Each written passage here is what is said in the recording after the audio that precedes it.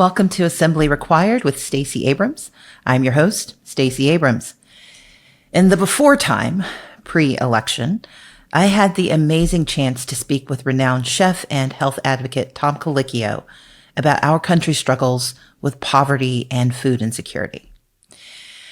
However, like so much of what we're focused on, this topic is now more pressing than ever, and our conversation seems a bit prescient. Why? Because the most significant government programs that lift people out of poverty, that provide access to assistance to those who have a hard time putting food on the table, that can help bridge that gap for nutritional access, those programs are being handled right now at the federal level by the United States Department of Agriculture, also known as the USDA. Now, while Trump has not announced who he intends to appoint as his agriculture secretary, Project 2025 has told us what he intends to do.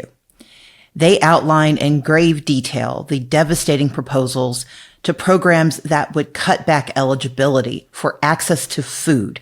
It would weaken regulations on baby formula. They would limit access to low-cost lunches for school children, and that's just the beginning. But knowing what their targets are means that we can get ready to protect, defend, and insist that our elected leaders take care of their people. Because hunger doesn't care about your age, your race, your region, or who you voted for. So we're going to talk to Tom about how he lobbied members of Congress. And this is going to be important ahead of the confirmations in January. Because if Trump follows regular order, he is going to once again pick someone who is counter to our needs and counter to our American tradition of trying to help one another. But we can take lessons from Tom on not only how to approach congressional leaders, but how to talk to our state legislators, who are the political partners in programs like SNAP and WIC, how to talk to school board members who need to be urging their leaders to take action to protect children, how we talk to our neighbors about why hunger doesn't care about who you are. Hunger simply needs to be satisfied. In the meantime, though, it's even more important that we do what we can to give to food charities like No Kid Hungry and Feeding America and your local food banks now and throughout the Trump administration. For example, $50 to No Kid Hungry can help with up to 500 meals.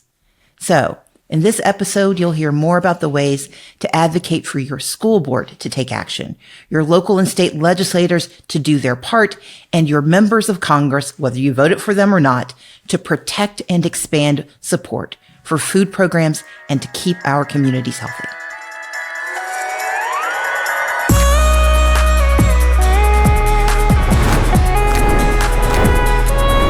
Welcome to Assembly Required with Stacey Abrams from Crooked Media. I'm your host, Stacey Abrams. It's that time of year when many of us are getting ready to gather with family and friends and celebrate the holidays with lots and lots of food. In my family, my mother makes the most amazing dressing ever. And for you Northerners, that's what we call stuffing down in the South. She makes a mac and cheese worthy of its own IG account, and she makes pecan pies that my friends like more than they like me.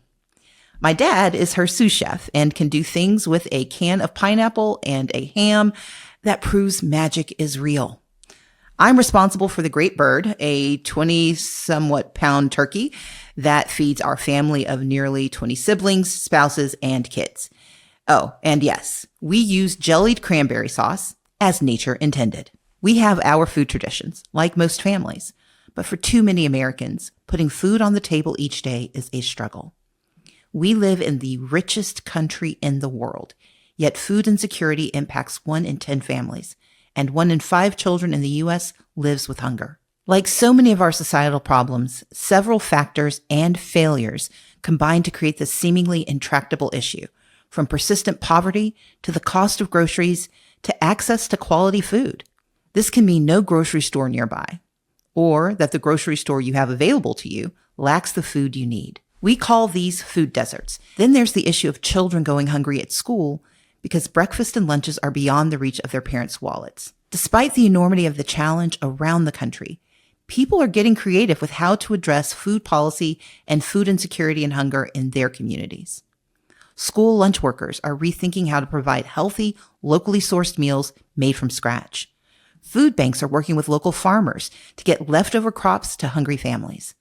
Some organizations are trying to make change within the food stamp system, or SNAP, the Supplemental Nutrition Assistance Program. For the past 10 years, Double Up Food Bucks New York has been helping those enrolled in the Supplemental Nutrition Assistance Program, or often referred to as SNAP. It allows recipients to get twice as much fresh and healthy food on the table. Double Up Food Bucks, launched in Detroit in 2009, has expanded to partners in 29 other states, boosting farmers' profits and improving people's access to healthy food. But there's still a long way to go to address the food system and hunger in this country. The dollars that are being used for reimbursements haven't changed since 1973. We need to get better nutritious foods in school, and the only way to do that is by increasing the amount of the reimbursement. That's Chef Tom Colicchio. In 2013, Colicchio and his wife, filmmaker Lori Silverbush, made a documentary about the issue called A Place at the Table. You might know Tom Colicchio as a judge on the long-running Bravo TV show Top Chef. He also owns and operates several famous restaurants, and he's recently published a book, Why I Cook, that combines memoir and recipes. But I wanted to invite him to join us today because he has spent over a decade advocating for better food and nutrition policy and fighting to feed hungry children in a nation that can't afford to do less than our best. And he joins me on Assembly Required right after this break. Tom Colicchio, thank you so much for being here. Thank you. That's my absolute pleasure to be here with you. Well, I am delighted to not only have you as a guest, but as someone I admire. You are a talented chef and you are a very deft teacher. I have watched Top Chef from its very first episode. I have never missed a season. I have watched every spinoff. One of the reasons I love Top Chef is that beyond the competition of the show, each season you very intentionally and I would say effortlessly, you engage in this combination of entertainment, but also education about the place where you are and why food is a part of it. You discuss the intersection of food and culture, but you also challenge your chefs in their assumptions and how they think about themselves. Did this come from the producers? Did this come from you and Padma? How did this approach evolve, or was that always the intention? It's a combination of all the above, but it comes from the fact that our industry has been changing over this time. And so I think that we're actually reflecting what's really going on in our industry. I just arrived home yesterday from finishing this season's finale, season 22. Okay. And it's going to really come up in a great way. That's all I'll say. When I was coming up, you studied French cooking, maybe Italian. In fact, as an Italian American, I never cooked Italian food in a restaurant because I thought it wasn't as,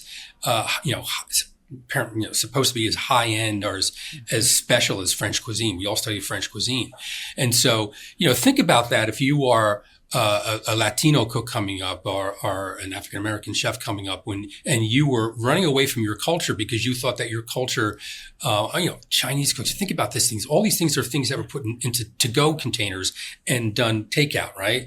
And so you were running away from your culture because you thought that it was less valued, especially, in the culinary world. And that has changed, especially over the last 10 years. And so I think that, and it's a combination of myself and Padma and now Kristen and Gail, all kind of taking the initiative and teasing this out of the chefs and asking them questions about, what is their culture and why isn't that represented? And then I think at the same time, we really started focusing on the location because the location that we're shooting at becomes, sort of an additional contestant, right? That's the background. That's all of the food culture that comes from these locations are something that we're embracing. And, so I think it's a combination of things, but it definitely feels better. It feels more authentic. And I think that when you think about what we're really in the business of, we're in the business of the chefs telling their stories. And Absolutely. This has now become part of their stories. Their culture should always, of course, be part of their stories. And I think they're embracing it. And it's something that we're really proud of. Well, I think it speaks to one of the many reasons I wanted to have you on for this conversation about food systems and hunger in a country that is so steeped in the culture of food, where you can pick a place and there is a narrative thread about how that place came to be that is uniquely tied to food. The sheer existence of hunger in this country, the brokenness is anathema. And one of the things we try to do on Assembly Required is to understand like where we've been, where we are, and where we can get to if we work on it. And this I know is close to your heart because in 2013, you and your wife, Lori, made this extraordinary documentary called A Place at the Table. I remember watching it, and it was one of those moments where I understood that you saw the role that you and Lori could play beyond the kitchen. So what sparked the decision to make this documentary, which would not have necessarily been something every chef thought of? Well, also, my wife actually thought of it, not me. I helped. I was a little more known than she was, so I was helped getting the film made and financed. My wife is actually a screenwriter and a narrative filmmaker, not a documentary filmmaker, and she was mentoring a young girl who was living in her and her family they were living in a shelter in Brooklyn, and she was participating in an after-school dance program that my wife was involved with, and she would come to our house, and it was clear that she was hungry. And so we would have dinners with her and then send food back home with her. And she also had some learning disabilities. And in New York City, if the public school system can't teach to her disabilities, we were able to get her into a private school setting. Not a fancy private school, but a private school setting that could sort of teach to her particular deficit. And we got a phone call the first week in school saying that it was clearly that this young woman was hungry. The school, because it was a private school, didn't have a breakfast and lunch program. Okay. And so my wife, after hearing this, dove in, wanted to understand why people are hungry in America. And before she decided to make a film, she started researching the issue and then also reached out to a friend of hers, Christy Jacobson, who was a documentary filmmaker, and they worked together on it. And so, but very, very quickly after starting the research, she came to the conclusion that people in this country are not hungry because of droughts or famine or war. They're hungry in this country because of poverty and because that we don't have the political will to make sure everyone in this country is fed. And that became the narrative of the film. And then she went on to show how our system is broken and the effect that it really has on our country because of a broken food system. Or we should say the system's not broken. The system works exactly the way it's set up to work. That's the problem. Yeah. Well, I want to pull on that because one of the outcomes of the documentary is that you became one of the nation's most prominent advocates and spokespeople for critically evaluating the system and why it is the way it is. You became a fixture on Capitol Hill. Mm-hmm. You talked to members of Congress about food policy and hunger. And so tell me what you heard when you would have these conversations, when you explained that it wasn't broken, that the system was working the way it was designed, and maybe we should rethink it. Right. So what had happened after the film, one of the talking heads, Ken Cook, who runs the Environmental Working Group, reached out to me and said, maybe we can set something up that we can tackle food and food systems the way that we're tackling the environment. And so we did it. We formed the Food Policy Action. And what we did is we created a scorecard. So we graded Congress on how they voted around issues of food, hunger, farming, fishing, clean water, things like that. And I remember the first year our scorecard came out, like people kind of didn't really pay attention to it. Second year it came out, more people started paying attention. Third year, we started hearing from people saying, why did I get a bad score? And then you walk through the vote. And then by the fourth year, I was spending a lot of time on Capitol Hill, spending more time actually with Republicans than Democrats, because Democrats, most of them were already here, especially on the hunger side of things. And I spent a lot of time, and you were able to see the difference, and people would start to come around to it, especially when you started putting in terms of things that they cared about. So if you didn't care, and I would always say this, okay, I'm a liberal, I have a knee-jerk reaction to wanting to make sure people are fed. Also, as a chef, I think it's a right. People come to my restaurant, it's expensive, but I still believe that food is a right, like water and air that we breathe, right? So, but then you started saying, all right, let's look at national security.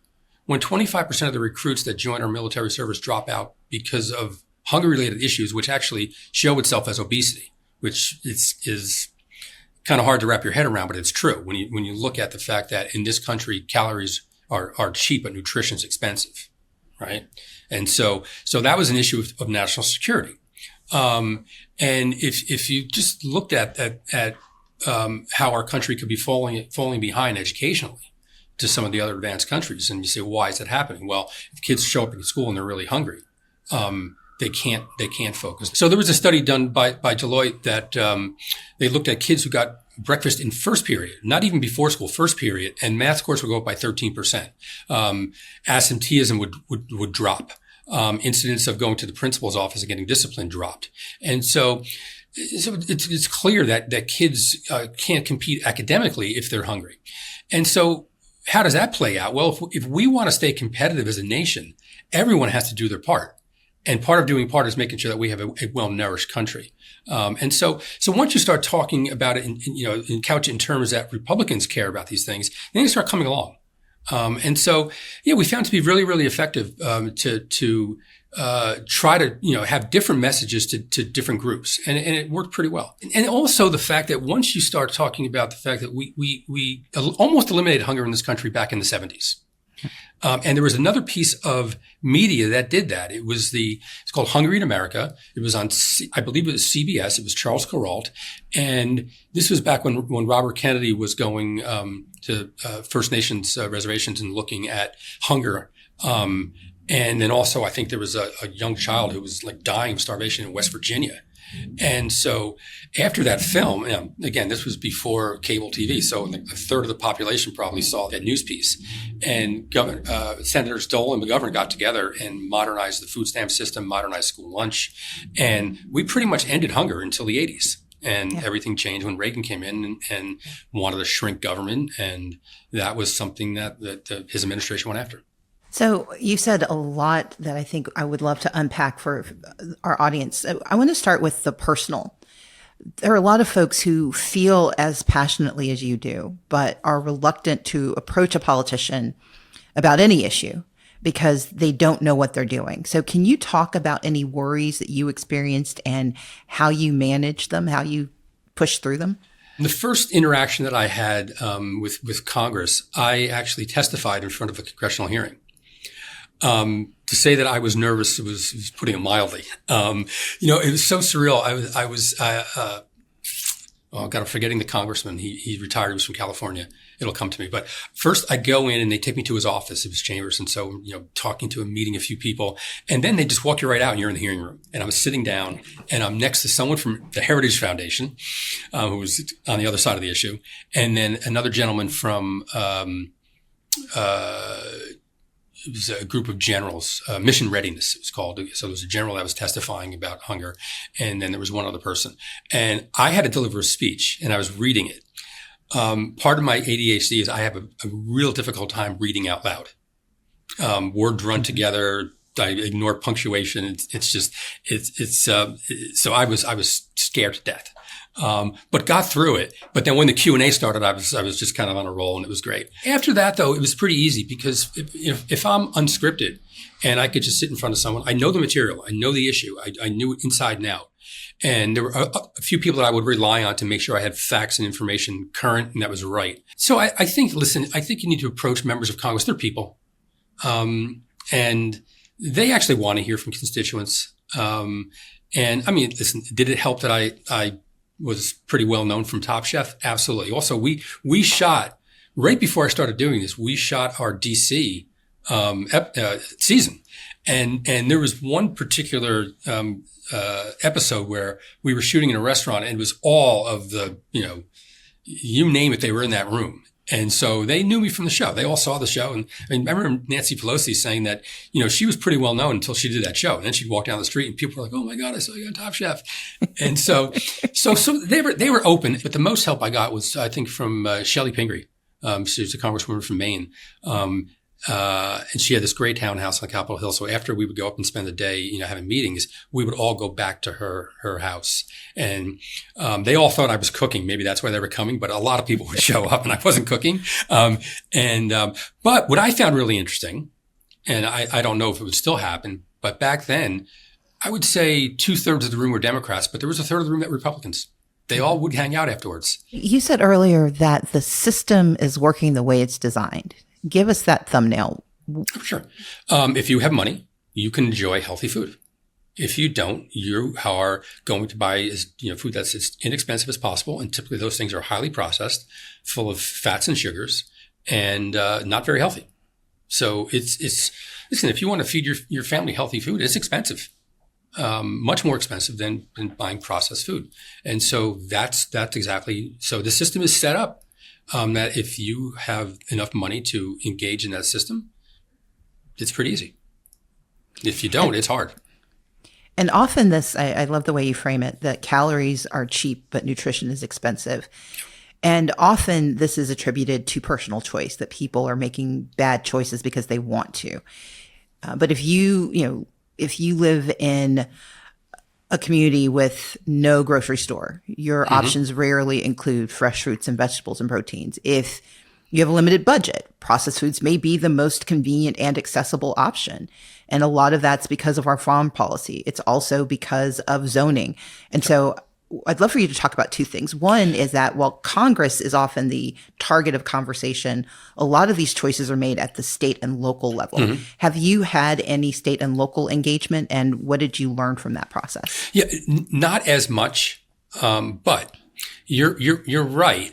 But also, it's still a matter of money. When you're talking about food deserts, and that's the picture you're painting, when there's no grocery stores in your neighborhood, it's because they can't make money, because there's fewer people that are spending money there, and so they leave. So a great solution to that. And recently, I heard more people are talking about this, and certain states are talking about this, giving tax breaks to food companies that will come in, supermarkets that will come into these neighborhoods, and so in a way they're subsidized. So that's one way to do it. There's other great things that were in the Farm Bill, like bodegas that didn't have refrigerators, so they couldn't actually put fresh fruits and vegetables. And there was a provision in the Farm Bill that would pay for refrigeration if they were to use it for fresh fruits and vegetables in bodegas, where a lot of people do shop in neighborhoods. This isn't just an issue of poverty, because there's hunger in every single county in this country. Yeah. And the difference in America is that it's not like the Sally Struthers commercials that we grew up on. Hunger doesn't look like that in America, right? It doesn't look like the kids with distended stomachs and flies flying around them. It doesn't look like that. It's your neighbor who is struggling. Let's go back to the beginning of the pandemic, when we started seeing those lines, those cars that were lined up for miles waiting for food. I looked at those cars. They weren't broken down vehicles. These were BMWs. These were Mercedes. These are people who never in a million years thought that they would have to wait online for food. And so I was hoping, seeing that yes, we're going to get through this pandemic, but I was hoping to bring more empathy for people who were struggling, because those people were struggling too. And I think there was for a while. And, I think it's all reverted back to, I have mine, and, screw everybody else. But on the state level, yes, a lot can be done. A lot of the money comes from the federal government, but it's actually, especially looking at things like school lunch, right? That's a federal it's funded by the federal government, but that's a state-run, county-run, district-run program. And when you looked at so many governors that weren't taking that additional money, that the Biden administration was giving out, and that's just telling your constituents you don't care for them. I mean, I want to point out that we know that because of the Summer Bucks program, which is the summer EBT program, we saw what happened during the pandemic when universal school meals were available, when free school lunch was available for all children. One, it reduced the stigma for kids who needed that meal. And number two, it increased participation. And we know that for child hunger, it dropped dramatically. It was down to like 5.2%. And this is also because of the child tax credit. And I'll get to that in a second. But since the rescission of the child tax credit and the rescission of those programs, child poverty is back up to about 13.7%, which means there's a direct through line. And you in particular focused during the pandemic on how, and you just laid it out, how the cracks in our economic and our social structures were put into sharp relief. People in BMWs were hungry. And it took aggressive policies like the child tax credit, like the summer EBT program, to help feed children. I mean, even going further, schools in New York City were open to feed children and adults. And you didn't even have to be in that district. You could just stop in. So there was a massive need, and our government met those needs. And yet now that we're through the pandemic, we still have needs. And, there's a part of the government that just decides that this isn't something that they care about. It's just mean and cruel, which, I can never wrap my head around. I just can't, it's always like, well, they don't see the issue unless it actually affects them. And the second it affects them, then maybe it's an issue. But hunger is one of those things where there's no member of Congress that's hungry, and children are hungry. Maybe some members of Congress in their past, they were hungry. I know Jasmine Crockett talks about it. A few other people do, but for the most part, these aren't people that experienced hunger. And so they just don't have the empathy for it. And they just blame people, So what's really interesting, so you look at soda, right? Now, obviously it's not healthy and it's not something that we want to feed our children. But if you're growing up in poverty and you're saying no to your kid all the time, you're saying no to, buying something in the supermarket, they see a piece of candy or something like that. You're saying no to sneakers that they want. You're saying no to a winter coat. You're saying no all the time. And now you could say yes to something that's really inexpensive. Well, you're going to say yes. But it's so easy to blame and point the finger. It's just not as simple as people want to make it out to be. You're a parent. You want to say yes to your kid. You really do. Not being able to put food on a table and saying no to a kid who wants something that you should be able to afford. The psyche of that parent just has to be crushed if that's the case. And I grew up in a household. My father was a corrections officer. He also had a gambling addiction. So there was often times where, say there wasn't food on the table, but there were times it wasn't great. They had to say no a lot. My mother had to say no a lot to me. I grew up in a 2-bedroom apartment with two brothers. We shared a bedroom. And so there was no a lot, but nowhere near as close as some people who live in poverty. And so I can only imagine how it affects these children. So what role, you talk about the fact that you and Lori was mentoring this young woman and you all took it upon yourselves to help navigate that space for her. We've got Republicans, Democrats, Independents who live in these communities. And what role should community members, whether they have kids in the school system or not, what role should they play in this work? You have the floor. Tell them what to do. Yeah. So what I find really interesting is that you're seeing food banks that are playing this role. I was just in Tulsa, Oklahoma, and we were doing a book event, but it was in a food bank. And I met with some of the leaders of the community and people who were running the food bank. And that's something they really talked about, is that they were offering, besides food, they were making sure people were signed up for SNAP. They were making sure that not only if they were signed up for SNAP, they were signed up for other benefits they can get. And so the communities are really taking an interest. They also have tax planners, people who, cause they still got to file taxes. Yeah. People who don't file taxes. So there are people there during tax season to make sure that they're filing. So that's a community effort coming together and providing services that normally you have to buy are often difficult to navigate, and they're helping other community members navigate that. So I think that's something that if you have these skills, if you're an accountant, you can actually give back. If you are just someone who can actually work through filling out a complicated bunch of paperwork, you could sit next to someone and walk them through it. So there's a lot that you can do. No, that's amazing.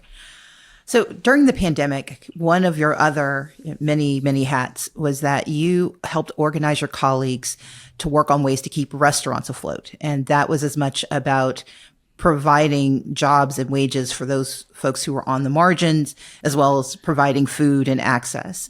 So how was your mission to rescue restaurants during COVID part of the same fight for food and justice and for access? A little different. We looked at it as a way, made the argument that restaurants, the majority of the money that we take in goes out. If we're lucky, we keep 10%. If we're good, we keep 10%. So look who's the benefit of that money. It's fishermen, it's farmers, it's electricians, it's plumbers who come and repair our restaurant, people who work on HVAC, plus our employees. And so what we wanted to do is make sure that when the pandemic was over, that we had restaurants for people to go to. Also, there's you can make an argument for safe neighborhoods. When a restaurant is open, the lights are on until late at night, that neighborhood's safer. And so what happened, restaurants were closed. And so we formed the Independent Restaurant Coalition specifically to focus on independent restaurants. I wish we actually embedded a writer, because the story was really amazing, that starting with a group of maybe 13 people that expanded out to probably 250 people. There were Zoom calls twice a day. We had a friend who his company had a foundation and wanted to help, and we put that money to work to hire lobbyists and a comms team. And within 1 year, we successfully lobbied the government to give us $48.6 billion to keep our restaurants afloat, which is a story, you know how government works. That's next to impossible. Yeah. In fact, the lobbyists that helped us, they got so much, pushback from other people that they represented saying, why can't you do, for us what you're doing for them? And they were like, listen, we're not really doing it. They are. The success of it was that, again, being able to talk to both sides. I was on Fox News as much as I was on MSNBC. We made that argument about how this keeps communities safe and keeps other people in business. This money wasn't just coming to us. But we were also people like me and Andrew Zimmern who have, we were on national spots, national TV. But every single one of these chefs, they all have media training. They know how to get a message across. That's what they do in the restaurants. They were going on local TV. So the amount of earned media that we were able to receive with our with the IRC was probably billions of dollars. And it kept a lot of restaurants going. The only unfortunate part of it was we actually needed twice as much money. Yeah. And we thought that there'd be a second bite of the apple, but with inflation that quickly, closed. So there were some restaurants that were left out. But then the beauty of the way we wrote our bill, veterans, women, and minorities got first crack at the money. Yeah. Until Stephen Miller sued us. Yes. Yeah. And then that all changed. Yeah. Well, he's such a great guy. Well, you came out of the pandemic, having been part of leading this extraordinary rescue. And then you wrote your memoir, Why I Cook, which is incredible. So can you talk a bit about what led you to write your story at this moment? So I owed my publisher a book for 17 years. That would do it. That would do it. And I really tried hard not to write a book. I didn't know if I had anything to say. I also don't like I don't love the process. And it was during the pandemic, I was doing a lot of cooking, Zoom classes for clients, corporate clients, and other people would contact us and they were trying to keep their teams together. And this was a way to do it. And, I would do about 20 minutes of cooking and 40 minutes of, talking. And the question would always come up, when did you start cooking? Why do you cook?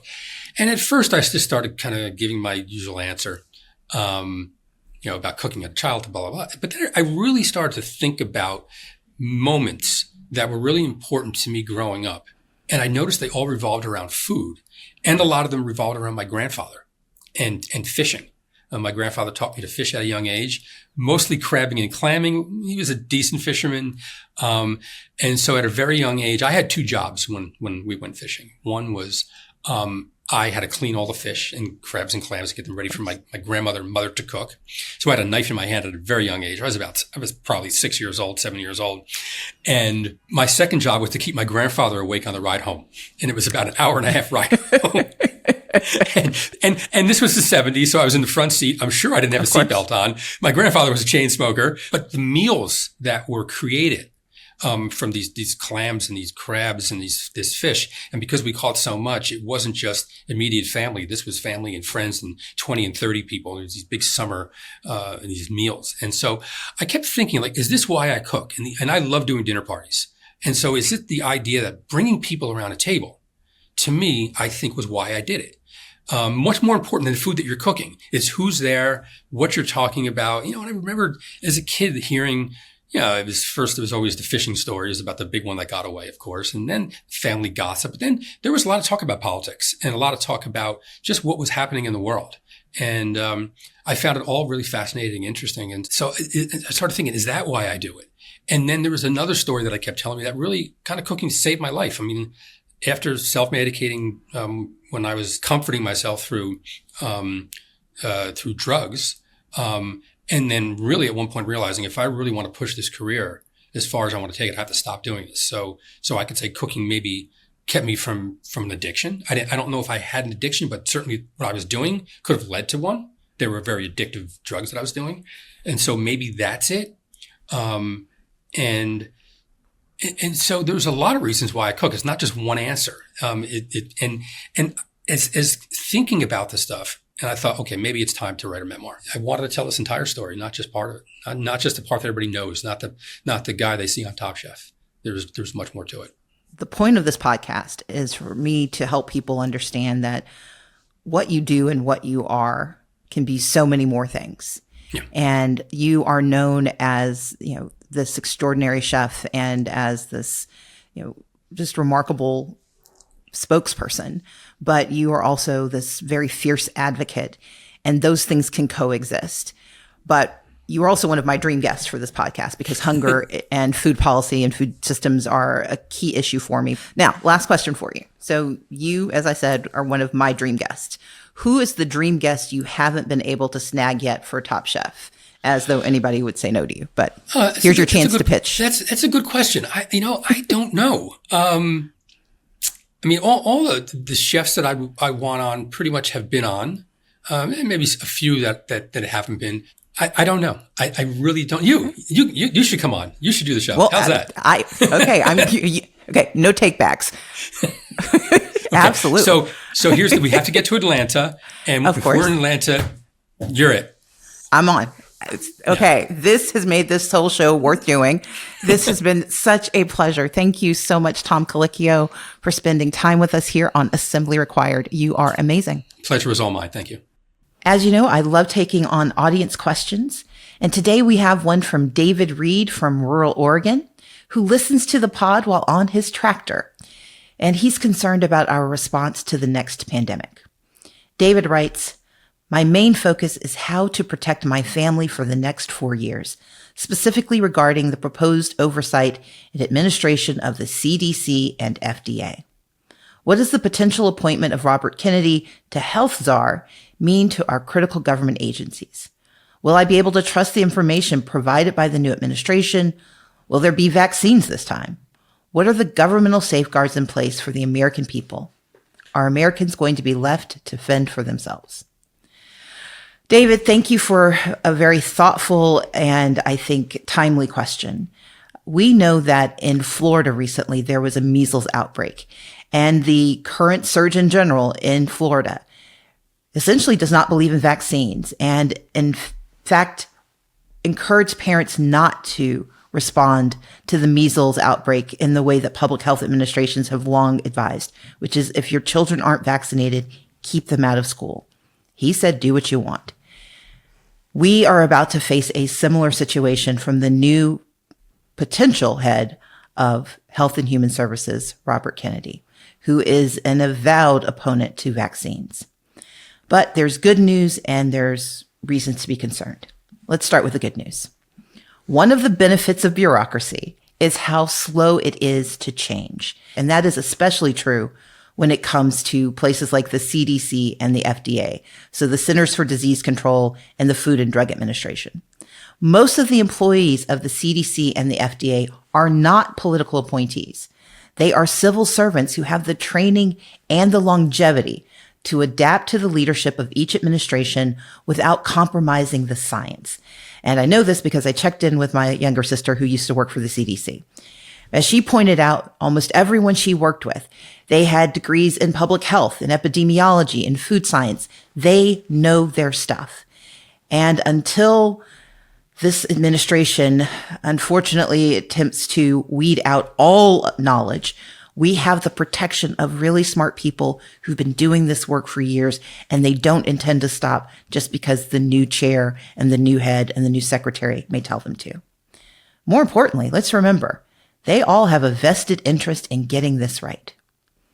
But one big change, and this goes to our challenges, is that unlike years past, when the president just picked who he wanted to head the CDC, as of now, the head of the CDC will have to be confirmed by the U.S. Senate. This change takes effect in 2025, and it has, like everything else, its pros and its cons. On the plus side, the head of the CDC will now be equivalent to other agencies in HHS, like the head of the FDA, where confirmation is already required. The CDC was one of the few agencies under the purview of the Health and Human Services Department that didn't require confirmation. The upside now is that we're going to know who's getting that job, and it will be public, the process to make that person the head of the CDC. The downside is that this job is about to be even further politically polarized, and we saw what happened the last time Trump was in office and the CDC was in question. However, We also know that what we saw during the pandemic tells us a bit about what is to come. Scientists will always find a way to tell us what they know. But what's critical is that we understand that these federal employees have a direct effect on state and local policymakers. So while we're focused on what's happening under the Trump administration, we have to pay attention to what's happening in our cities, in our counties, what's happening in our school systems, because state and local policymakers take their direction from our federal health agencies. So we have to enlist our local leaders to be champions for good information. The other reality, though, is leadership does matter. Robert F. Kennedy Jr. will be able to spread propaganda and misinformation and malinformation without the normal constraints, except for the ones that we put in place for ourselves. And that is why these conversations and questions like these are so important. In years past, we could count on, at least to a pretty significant degree, that the government would try to do its best job. But as David, you point out in your question, we're going to have to fend for ourselves, but we're not in this alone. Our obligation will be to learn to vet our sources of information, to be trusted purveyors of good information. That means not sharing everything you see or hear until you've proven that you're right.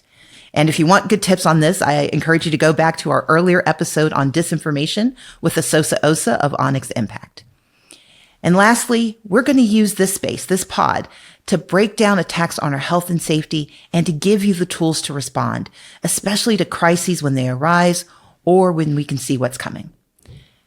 So David, I hope this gives you a little bit of comfort, if not just a call to action. But for everyone else, know that we'll be answering more of your questions in the weeks to come, either here on the show or as an entire standalone episode. So please keep sharing and insisting on more from me and from our fellow Americans and anyone listening from elsewhere. I see you, Bulgaria. Each week, we want to leave the audience with a new way to act against what can feel inevitable, an opportunity to make a difference and a way to get involved or just get started on working on a solution in a segment we like to call our Toolkit. At Assembly Required, we encourage the audience to be curious, solve problems, and do good, which is what we heard Tom Colicchio talk to us about today. So let's start with being curious. You can watch his documentary, A Place at the Table, on YouTube. The issues raised and the calls to action remain top of mind and can expand your understanding of what's taking place. Fortunately, there are also many organizations that are working on solutions. Visit doubleupamerica.org and see if you live in one of the 25 states that have programs to double a family's food stamps at farmers markets. If not, you can contact the organization to begin working on bringing it to your state. And make sure you share information about what you learn on your socials. As Tom and I discussed, we can't always tell who is hungry and who's struggling, so spread what you know and share information. If you want information on where your state is on universal school meals or summer lunches for kids, known as Sunbucks, check out the website for Food Research and Action Center, frac.org/health school meals for all. They have a Get Involved section where you can get in touch with your state legislators and let them know how much you care about this issue. If you want to help mitigate the effects of food deserts in your community, look into mobile produce trucks. You can support the eco-friendly Mobile Farm Stand Project, which provides urban farmers with electric mobile farm stands to deliver their produce in neighborhoods that need it. They need donations, support with buying the trucks, and help finding urban farmers that might be interested. Visit efmfsp.com to learn how to help. If you want to ask us a question or suggest a topic for us to cover, send us an email at assemblyrequired@crooked.com or leave us a voicemail, and you and your questions and comments might be featured on the pod. Our number is 213-293-9509. That wraps up this episode of Assembly Required with Stacey Abrams. I'll meet you here next week.